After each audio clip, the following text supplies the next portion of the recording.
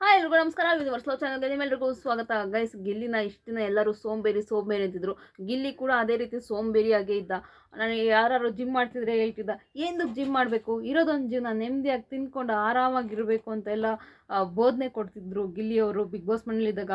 Raghu sir gym ಮಾಡ್ತಿದ್ದಾಗೂ ಅದನ್ನೇ ಹೇಳ್ತಿದ್ರು, ಹೆಂಗೆ ಸರ್ ಮಾಡ್ತೀರಾ, ಇರೋದೊಂದು 2 ದಿನ ನೆಮ್ಮದಿಯಾಗಿ ತಿನ್ಕೊಂಡಿರಿ, ಈ ಎಕ್ಸಸೈಸ್ ಮಾಡೋದಂತ ಇದೆಲ್ಲ ಯಾಕೆ ಈ ಥರ ಎಲ್ಲ ಹೇಳ್ತಿದ್ರು.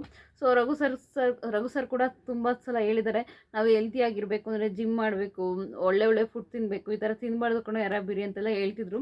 ಬಟ್ ಗಿಲ್ಲಿ ಕೇಳ್ತಾ ಇರಲಿಲ್ಲ ಅದನ್ನೆಲ್ಲ. ಸೊ ಈಗ ಹೊರಗಡೆ ಬಂದಮೇಲೆ ಗಿಲ್ಲಿ ಕ್ರೇಜ್ ಎಲ್ಲ ನೋಡಿದ್ಮೇಲೆ ಗಿಲ್ಲಿಗೆ ಸಿಕ್ಕಾಪಟ್ಟೆ ಸಿನಿಮಾ ಆಫರ್ಸ್ ಎಲ್ಲ ಬರ್ತದೆ. ಅದಕ್ಕೋಸ್ಕರ ನಾನು ಈಗ ಗಿಲ್ಲಿ ಜಿಮ್ಗೆ ಹೋಗಲೇಬೇಕಾಗಿರೋ ಅವಶ್ಯಕತೆ ಇತ್ತು. ಅದಕ್ಕೋಸ್ಕರನೇ ಗಿಲ್ಲಿ ಈಗ ಜಿಮ್ಗೆ ಹೋಗಿ ಫುಲ್ಲು ಸ್ಲಿಮ್ ಆಗೋದಕ್ಕೆ, ಫುಲ್ ಹ್ಯಾಂಡ್ಸಮ್ ಆಗೋದಕ್ಕೆ ರೆಡಿ ಆಗ್ತಿದ್ದಾರೆ ಅಂತಲೇ ಹೇಳ್ಬೋದು. ಹೌದು, ನೆನ್ನೆ ತಾನೇ ಜಿಮ್ ಮಾಡ್ತಿರೋ ಒಂದು ವಿಡಿಯೋ ವೈರಲ್ ಆಗ್ತಿದೆ ಗಿಲ್ಲಿದು. ಅದಲ್ಲದೆ ರಘು ಸರ್ ಹೇಳ್ತಿದ್ರು, ಒಬ್ಬರು ಆ್ಯಂಕರ್ ಕೇಳ್ತಾರೆ, ಗಿಲ್ಲಿ ಜಿಮ್ ಬಗ್ಗೆ ಏನಾದರೂ ಮಾತಾಡ್ತಾರಾ, ಗಿಲ್ಲಿ ವರ್ಕೌಟ್ ಎಲ್ಲ ಮಾಡ್ತಾರಾ ಅಂತ ಕೇಳಿದಾಗ, ಅವನ ಸೋಂಬೇರಿ, ಅವನ ಕೈಯಲ್ಲಿ ಏನೂ ಆಗಲ್ಲ, ಅವ್ನು ದೊಡ್ಡ ಸೋಂಬೇರಿ ಅಂತೆಲ್ಲ ಹೇಳ್ತಾರೆ. ಈಗ ಅದನ್ನು ಮತ್ತೆ ಈಗ ಗಿಲ್ಲಿ ಜಿಮ್ ಮಾಡ್ತಾ ಇರೋದು ಎರಡೂ ಸೇರಿ ಈಗ ಟ್ರೋಲ್ ಮಾಡ್ತಿದ್ದಾರೆ. ಅಂದರೆ ರಘು ಸರ್ ಎಲ್ಲ ಆಗೋದೇ ಇಲ್ಲ ಅಂತಿದ್ರು ಗಿಲ್ಲಿ ಕೈಲಿ, ಈಗ ನೋಡಿ ಗಿಲ್ಲಿ ಮಾಡಿ ತೋರಿಸ್ತಿದ್ದಾನೆ ಅಂತೆಲ್ಲ. ಸೊ ಈಗ ಅವನು ಅಂದರೆ ಗಿಲ್ಲಿ ಈಗ ಒಂದು ಹ್ಯಾಂಡ್ಸಮಾಗಿ ಕಾಡ್ಬೇಕು, ಈಗ ಒಂದು ಸರಿ ಹಾಗೆಲ್ಲ ಹೇಳ್ತಿದ್ದೆ.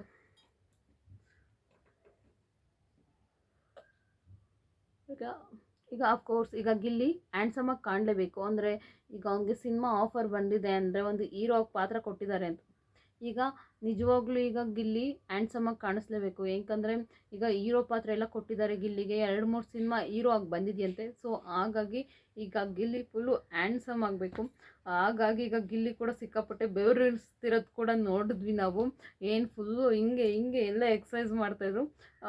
ಈಗ ಫುಲ್ಲು ವೈರಲ್ ಆಗ್ತಿದೆ ಸೋಷಿಯಲ್ ಮೀಡ್ಯಾದಲ್ಲಿ. ಗಿಲ್ಲಿ ಫ್ಯಾನ್ಸ್ ಎಲ್ಲ ಫುಲ್ಲು ಅಯ್ಯೋ ಹ್ಯಾಂಡ್ಸಮ್ ಆಗೋ ಗಿಲ್ಲಿ, ತುಂಬ ಹುಡುಗಿರು ಬೀಳ್ತಾರೆ ಹಾಗೆ ಹೀಗೆ ಅಂತೆಲ್ಲ ಹೇಳ್ತಿದ್ದಾರೆ. ಅದೇ ರೀತಿ ಸ್ವಲ್ಪ ಜನ ಹೇಳ್ತಿದ್ದಾರೆ, ಗಿಲ್ಲಿ ಯಾರ ಮಾತನ್ನು ಕೇಳಲ್ಲ, ಮೋಸ್ಟ್ಲಿ ಕಾವ್ಯ ಮಾತು ಕೇಳಿ ಜಿಮ್ಗೆ ಹೋಗ್ತಿರ್ಬೋದು ಅಂತ. ಇದ್ರೂ ಇರ್ಬೋದು, ಹೇಳೋಕ್ಕಾಗೋದಿಲ್ಲ. ಅಥವಾ ಡೈರೆಕ್ಟರ್ ಅವ್ರ ಕೆಲಸಕ್ಕೆ ಒಂದು ಒಳ್ಳೇದಾಗುತ್ತೆ ಅಂದರೆ 100% ಹೋಗ್ತಾರೆ. ನಂಗೆ ಕೆಲಸ ಆಗಬೇಕು ಅಂದರೆ ನನ್ನ ವೃತ್ತಿಲಿ ನಾನು ಏನು ಹೇಳ್ತಾರೆ, ಕಡ್ಡಾಯವಾಗಿ ಒಂದು ಇದರಲ್ಲಿ ನಿಂತ್ಕೋಬೇಕು, ಅವ್ರು ಹೇಳ್ದಂಗೆ ನಾವು ಕೇಳಬೇಕು, ಒಂದು ಶಿಸ್ತು ಪಾಲಿಸ್ಬೇಕು ಅಂದರೆ 100% ಡೈರೆಕ್ಟರು ಅಥವಾ ಪ್ರೊಡ್ಯೂಸರ್ ಹೇಳ್ದಂಗೆ ಕೇಳಲೇಬೇಕಾಗುತ್ತೆ. ಹಾಗಾಗಿ ವರ್ಕೌಟ್ ಮಾಡ್ತಿರ್ಬೋದು. ಇನ್ನೂ ಸ್ವಲ್ಪ ಜನ ಹೇಳ್ತಿದ್ದಾರೆ ಅವ್ರ ಖುಷಿಗೋಸ್ಕರ ಕಾವ್ಯ ಹೇಳೋದ್ಲು ಅಂತ ಮಾಡ್ತಾರೆ ಅಂತ. ಇರಲಿ, ಅದು ಆಗಿರ್ಬೋದು ಅಥವಾ ಇದು ಆಗಿರ್ಬೋದು. ಸೊ ಯಾವುದಾದ್ರೂ ಆಗಿರಲಿ, ಒಳ್ಳೆ ಸಿನಿಮಾ ಬರಲಿ, ಇನ್ನೂ ದೊಡ್ಡ ಮಟ್ಟಕ್ಕೆ ಬೆಳೀಲಿ ಗಿಲ್ಲಿಯವರು. ನೋಡುವ, ನಾವು ಅವ್ರ ಸಿನಿಮಾಗಳು ನೋಡೋಣ, ಸಂತೋಷ ಪಡೋಣ. ಚೆನ್ನಾಗಿದೆ ಅಂತ ಹೇಳಿ, ಚೆನ್ನಾಗಿಲ್ಲ ಅಂತಲೇ ಹೇಳಿ, ಏನು ಪರವಾಗಿಲ್ಲ. ಆದಷ್ಟು ಬೆಳೆಸಿ ನಮ್ಮ ಕನ್ನಡದವ್ರನ್ನ ಅಷ್ಟೇ. Thank you.